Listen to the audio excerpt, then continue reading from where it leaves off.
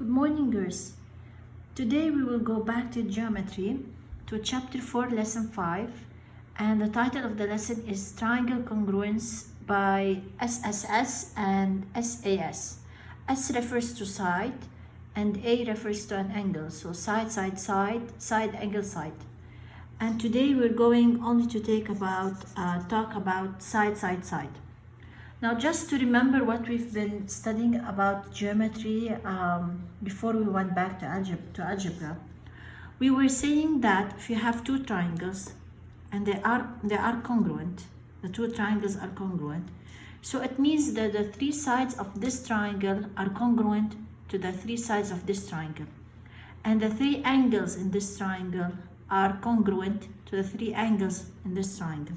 For example, we used to say, like, if I have like this, then AB is equal to DE, AB equal to DE, and BC equal to EF, BC equal to EF,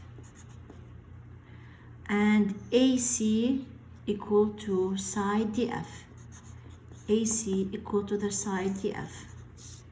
Now, this is four sides. For angles, you have the first angle is equal to the first, so angle A is congruent, to angle D, and angle B is congruent to angle E, and angle C is congruent to angle F. So in terms of, if you want to take it to talk more practical, like if I have, this is 3 centimeters, so this is 3. If this is 4, this is 4. And if this is 6, this is 6. Also for the angles, if this is, for example, 40 degrees, so this is 40 degrees. If this one is 50 or 60, so this is 60. And consequently, if this is 80, this one is 80 degrees. Okay?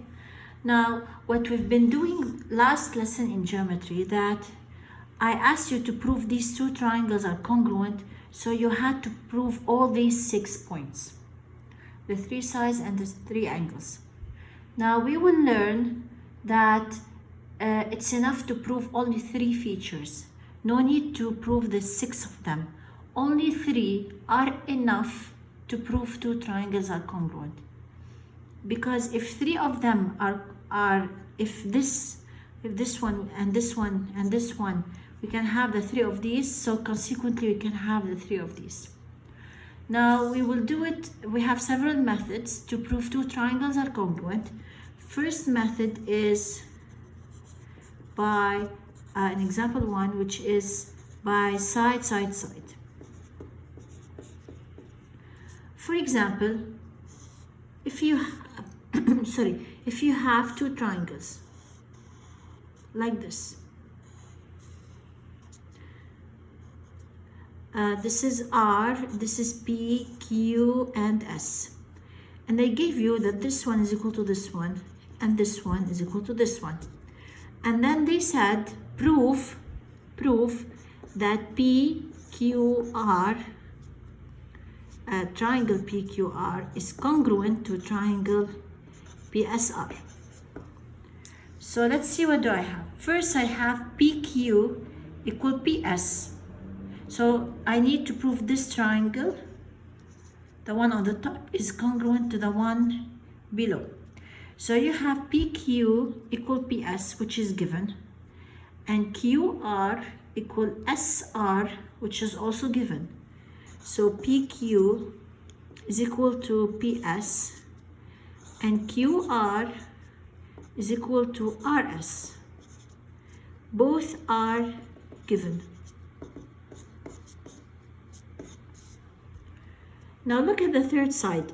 The third side from the triangle above is PR, okay? And the third side from the triangle below is also PR. Like, if you can separate them, this one is PR and this one is PR. Now obviously that PR in this triangle, definitely it's equal to PR in this triangle because they are the same side. So definitely it's equal to itself. So the third side here